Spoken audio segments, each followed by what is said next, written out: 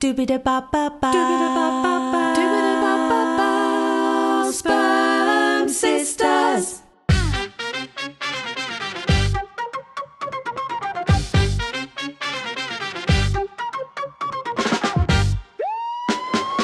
This is a story about sisters, just not the kind that you're expecting. 3 years ago, we were strangers, living separate lives.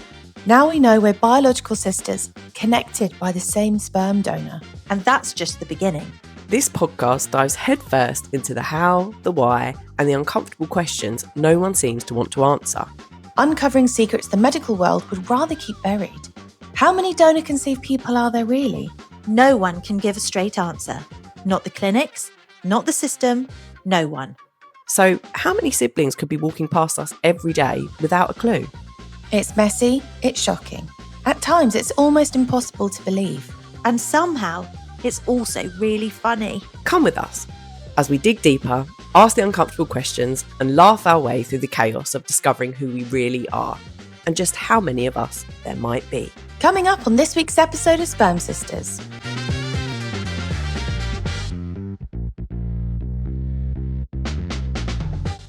We share who we discovered through our DNA tests. We found some very interesting relatives on there, did we not? Yes, we did actually.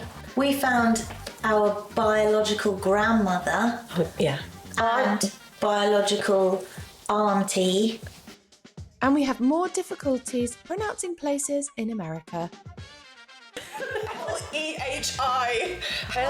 L-E-H-I. Lahai. Lahai. You say Lahai. Lahi. I say Lahi. I say Leh. Join the sisters on the sofa as Natasha, Jammer and Helen's caffeine begins to wear off. Have you ever felt like this? How strange things happen.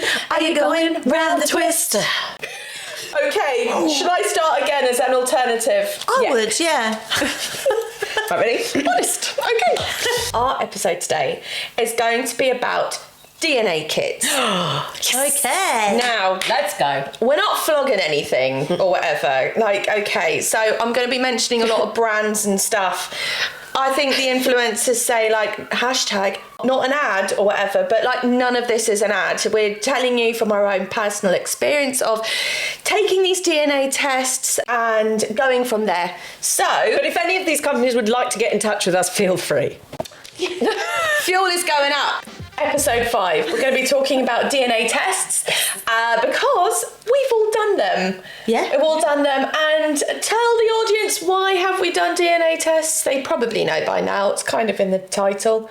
Why have you guys done a DNA test? Because we are Donor conceived. We should put that on t-shirts and walk around the place and that, shouldn't we? That's very true. So that's why we all have done DNA tests, because we wanted to know where we're from. Let's be honest, we see these kits being flogged all the time, right? There was a sale on when I got mine. That's why I got it. Is there ever not a sale with these things at the moment? Who knows? I don't know. But what I wanted to chat about today is DNA tests in general. They seem to be something that people get at Christmas or birthdays as a panic present. What do you get someone? You've seen an episode of Who Do You Think You Are? Stacey Dooley, DNA families, whatever. And, you want to find out a little bit more. We talk about DNA and everything quite a lot. Guys, can you tell me, what is DNA? What do you two think DNA is? How would you describe it? Would you like to do this? I think you should. Oh. I was going to say, it's like a necklace with beads on it.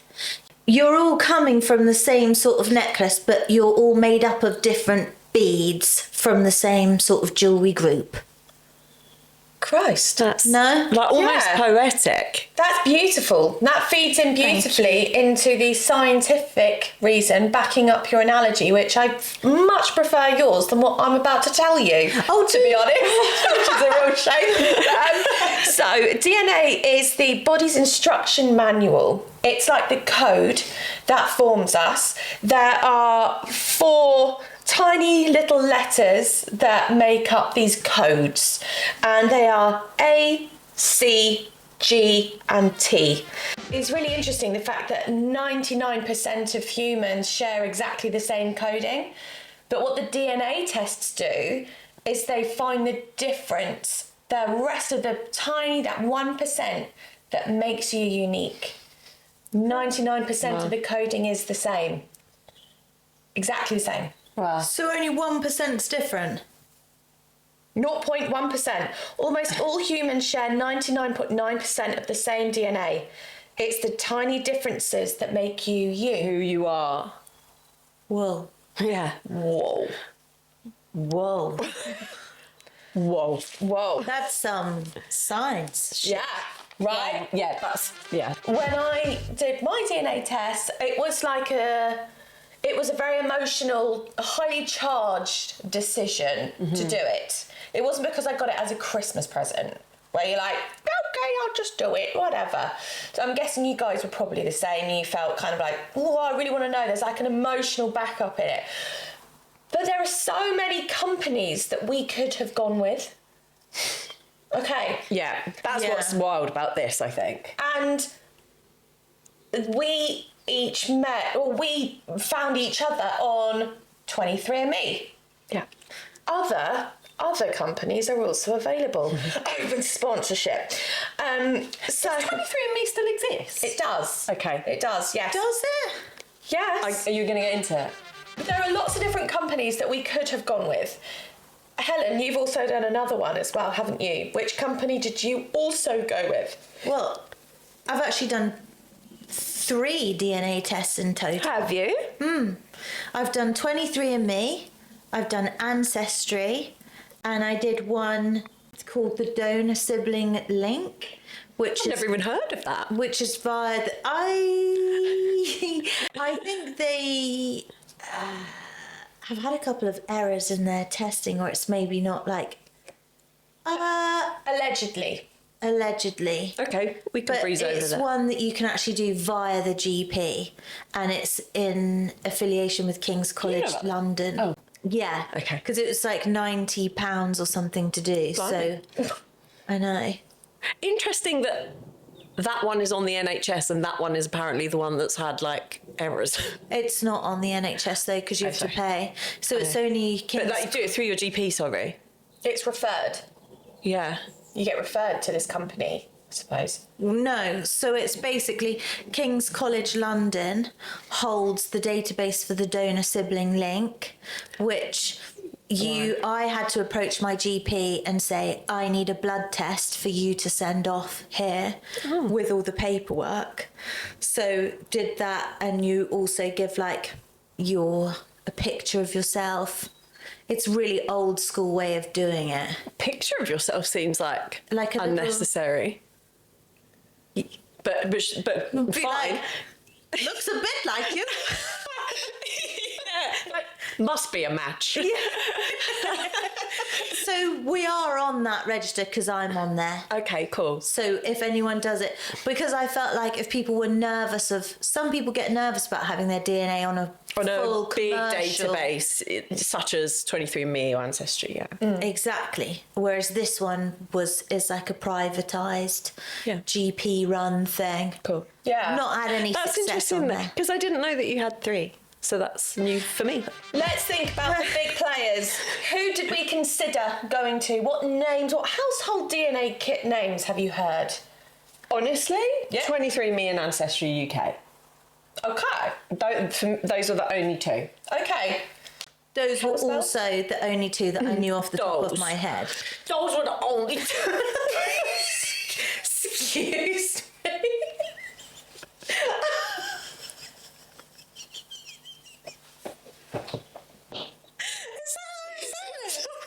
Those are the only 2 I knew off the top of my head. Back in my day, Smokey McPhee only knew those 2. It was the 1920s. And those were the only 2. Those were the only 2. The day of my daughter's wedding. The day that my daughter found out. Oh, right, come on. Right, so there are other companies that we could have gone with, and there are smaller ones. I will list them for you. Living DNA. Have you heard of that one? Oh, I feel like maybe it's come up as like an Instagram ad. Yeah, I feel like I've heard of it. Yeah. I've never heard of that. Home DNA? Nope. African ancestry? No. Helix? No. Veritas Genetics? Oh, yes. No. Basically, there are lots of other smaller companies, but And none of those companies are owned by the larger... nope. Interesting. They're independent ones. Now, the reason why it's quite good in our experience, if you are also looking to find relatives or family, just find out where you're from a little bit. I'm all for supporting small business, but there is a big plus side for going with the big contenders, Ancestry, 23andMe, because the more people that do it, the bigger the database of people. How do they get your DNA? I know you guys have done the test, but for everybody at home who hasn't done one, can you describe? Now, I actually don't quite remember. I feel like it was ages ago that I did this, but did we have to spit in a thing, a little test tube thing, or was it a tongue swab? It Was was it both? spitting. I think it was, wasn't it? Yes. Yeah. Yeah. I think they were slightly different. 23andMe was a little bit different to Ancestry. Was it swab 23andMe? Ancestry was spitting in a cup. I'm going to say this out. I'm bad with spit and saliva. So, unfortunately, Helen and I decided we would do our tests at the same time. And it was so disgusting. Because you get this tiny little pot and you have to fill it up to the line. Yeah, different companies have a slightly different method with how they get the DNA samples, whether that's cells from your cheek or from your saliva. But the idea is that you spit into the cup and then it takes a genetic profile. Once you spit into your little pot, you've gone, I don't know, spit on that thing. Mandy's going to listen to this. You're going to have to tell her what that is. That's fine. Oh, she'll be fine. When you did your little spit sample, and you're giving away your DNA, right? Where did your spit sample go? Now, we met on 23andMe, so let's do 23andMe first. If you are in the UK and you do a 23andMe spit sample, where in the world is that spit sample going to? The USA. Correct. Yeah, I'd have said sort of California. Oh my God! Did you guys go with your spit samples?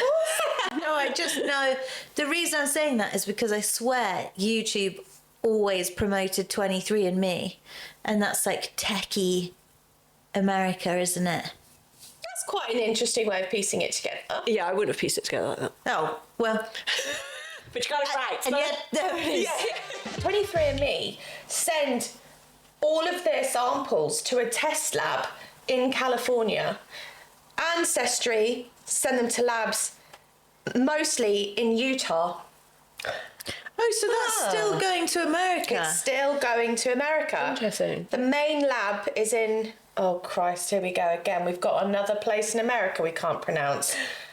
Lehi. Lehi. L-E-H-I.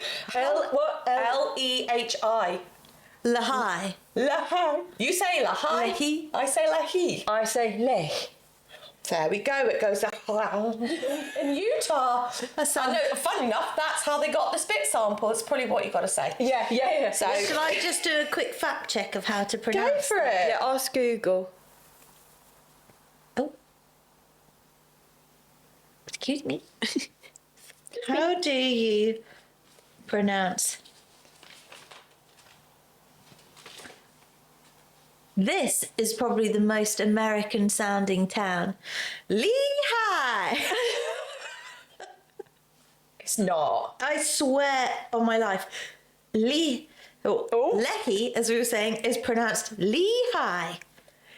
It's commonly pronounced with a long E sound followed by high. Crumbs. That's Lehigh! Lehigh!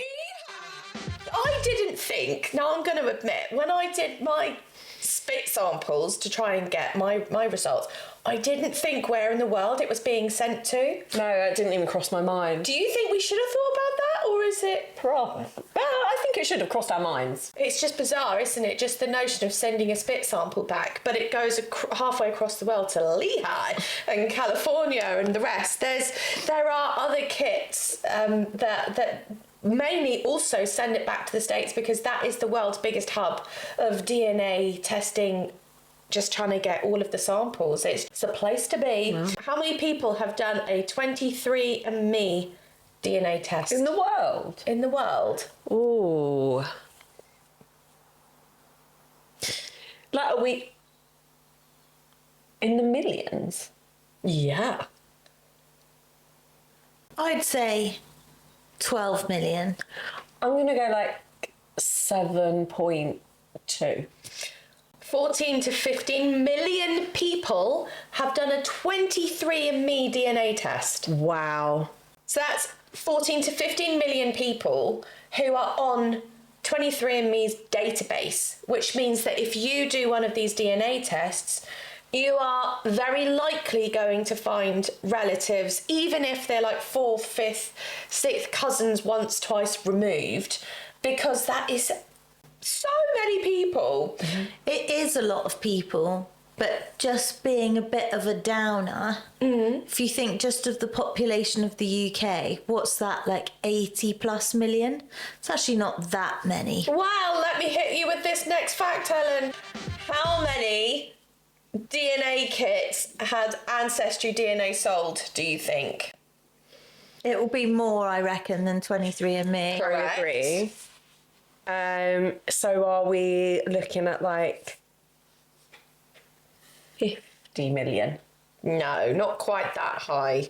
It could be. They aren't too sure because they have so many different What do you mean? packages now. You know, so whereas it's just so you can do just the health side, or you can do traits and things as well. The wider Ancestry platform has over 30 million users in its DNA plus family history, because there's different types of kits that you can get now. Right, okay. So let's say 30 plus million Wow.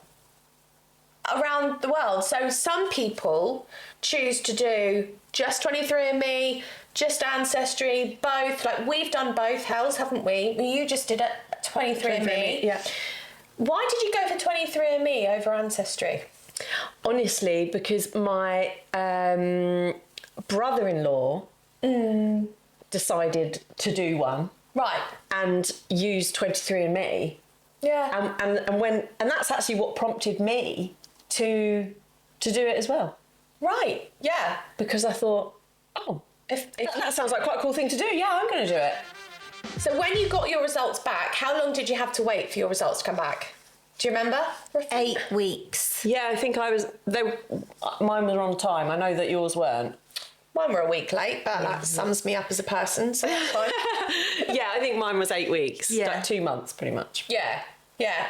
And you kind of put it to the back of your head a bit, and then you get an email that pops up and is like, oh, Your results. results are in, and it's like you get your A-level results back, and you know when you're like, oh my god, what am I kind of thing. Yeah, that's a good description of what it felt like, actually. It was a bit like, oh my God. But do you want to know a really interesting fact? So if you do your DNA, for example, Helen and I have done it on Ancestry and we've done it on 23andMe, of course we're going to get the similar results back. To say, for example, just throwing it out there, 25% Welsh, 25% Irish, whatever, but depending on the database that these companies have, those numbers could be slightly different, because they get the average of DNA results from the people on their database. So the 30 million people on Ancestry, they try and match you up to these people, and they work out where they're from, and it's like a constantly evolving algorithm, really. Yeah. So it's always updating. So if you have done a test, it's quite nice to go back every 6-7 months, because your figures have probably changed a bit. There's sometimes an overlap with places like Northern Ireland and Scotland. There's a very similar DNA match with those two places. So it's just quite interesting that, say for example, if the advertising focuses more on certain countries, like in America, 23andMe is probably advertised and promoted more than it is here. We get more Ancestry UK. It's going to be slightly out because it's a different market. Mm-hmm. It's literally coming down to marketing. It's there or thereabouts. We're talking about 1 or 2%. It doesn't make a massive difference. But I just think that's really fascinating. Yeah, absolutely. And I wouldn't have actually thought of going back into my results. Yeah. But I wonder if I went back now, if anything had changed. Yeah. Probably. I mean, it's the world we're living in. Can you go back on yours though, or did you delete I it? deleted it. Did you delete yours? No, Traitor! I meant to. Do you want to go into why you decided to delete it? Now, I found out that it was being sold to quite a large company, and I didn't feel comfortable with sitting with that, knowing that they then had my data. Yeah. So that prompted me to delete it. But if I remember correctly, in our group chat, we all said that we would delete it. I think we were supposed to, and I'll be honest, forgot. I just didn't get around to it. But my thought process here is, my data is on so many different websites. If someone is going to clone me, they're going to clone me. The saddest thing for me about no longer having it is I don't have the first message that you sent to me anymore, and that makes me sad because I don't have that anymore. So if either of you have that, I Do you want me to forward it to you? Yeah. So yes, please do forward it to me because I want to see that. Yeah. I've got all of my messages that I sent you saved on there. do And that's why I haven't deleted it, because I can't get rid of your messages. No, we'll need to share with the listeners what those first exchanges of messages were, because Yeah. well, we wouldn't be here today if it hadn't have been for that initial message that you sent me. Oh God. Oh God. Yeah. So that's a whole other episode. That's in another itself. episode. But that's why you felt like you wanted to delete it, and that's I don't blame you. There's also that massive data breach when it got hacked into, and since then these companies have now set up a 2-step verification, which they didn't have before. Yeah. It said, 23andMe data breach in October 2023 specifically targeted and exposed the personal information of nearly 1 million users with Ashkenazi Jewish ancestry. And the terrifying thing about this is that hackers compiled and sold that data on the dark web, which included names, locations, and genetic insights, obviously causing significant security concerns for the Jewish community. That's terrifying. That is terrifying. Yeah. So hackers got into 23andMe's database. All these people who have done the DNA tests found out who has a percentage of Ashkenazi. Did I say that word right? You have to correct me if I said that What, word wrong. Ashkenazi? Ashkenazi, because it's one of those words where you're just like, I don't say it enough in day-to-day life. So people get nervous and they offend. go, Ashkenazi. I think maybe do a little bit of research into who you're doing the DNA test with. Do we have any recommendations? Ancestry. I second that. I mean, you can go with it if you want to, but you can log into ours if you like. But The reason I think Ancestry is good is because once you've paid for your Ancestry DNA kit, you can upload the raw data onto another one called MyHeritage. God, she's good. Helen's right. So this is what we did. Have we told you this yet? I'm not sure. Have you heard of MyHeritage? Oh, yes. Yes. So Helen and I decided doing lots and lots of these DNA tests kind of starts to add up a bit, doesn't it? But a good little hack, an insider's hack that we have found from doing all of this research is that there are companies like MyHeritage that allow you to upload the data file that Ancestry give you. You can get it in your settings, you can just download it. It's really easy.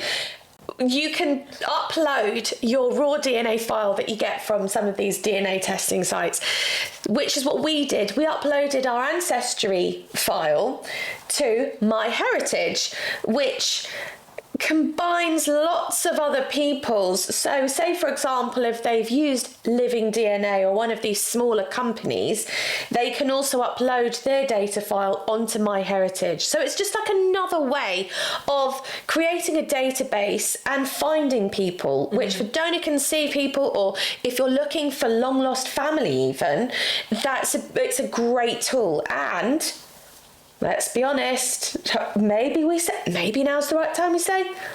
We found some very interesting relatives on there, did we not? Yes, we did actually. Who did we find, Helen?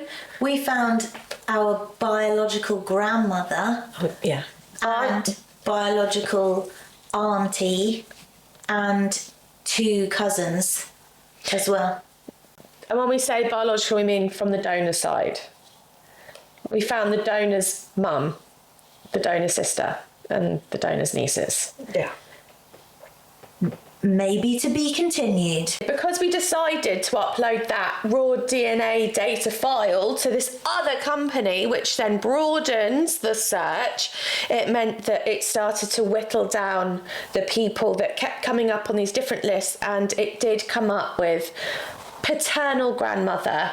And then from that, because we got her name, we could start to do a little bit of finding out and digging and stuff.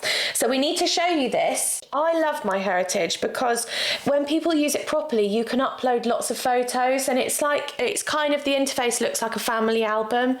That's really lovely. It is, yeah. And it's just like it's a lovely way of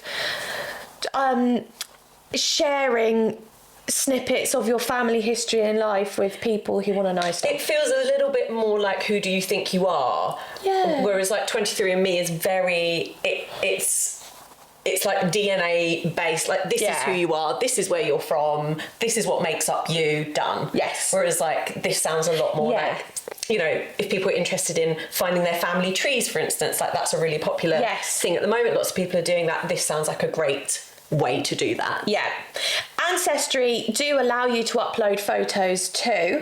They also allow you, the good thing about Ancestry is that they allow you to upload links to obituaries and photos of articles, and obviously you get the wider search with Ancestry. If you wanted to find birth certificates, or if you wanted to look a little bit deeper into where someone got married, you can start piecing those puzzles together. So it's quite nice using Ancestry. I like it quite a lot. It's also really good for deciding what you want to share with people as you build your family tree and work out your family history before making it public. Right. So you can do it privately. You don't even have to share anything with other people. You can just do this for your own personal project. Was that the same as 23andMe or not? I don't think it was. Was it? It was like, no. You automatically went live, essentially. Yes. Like anybody could see who you were. And I think as soon as your results were in, they were published for all to see. Yeah. The last bit I want to touch on is how accurate do you think these tests are?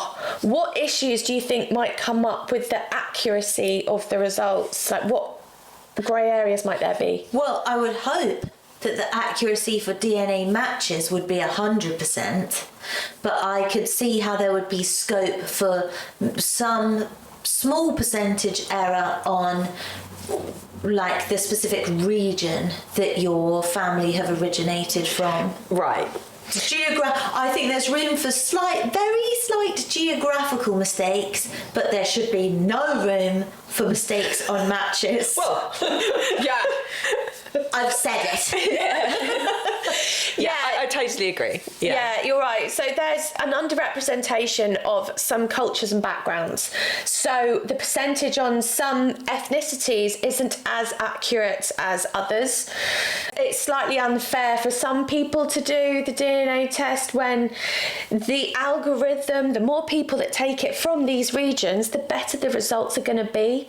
Yeah. So it's just, it comes down to, you can't force people to take a DNA test, but it's just whether there's the interest, whether there's perhaps the cultural interest in doing it, or, just more research just being done into those regions. There needs to be a better representation in some areas. The results heavily depend on that nation's preference of who they do their DNA test with. So as we say, 23andMe, very popular in the States.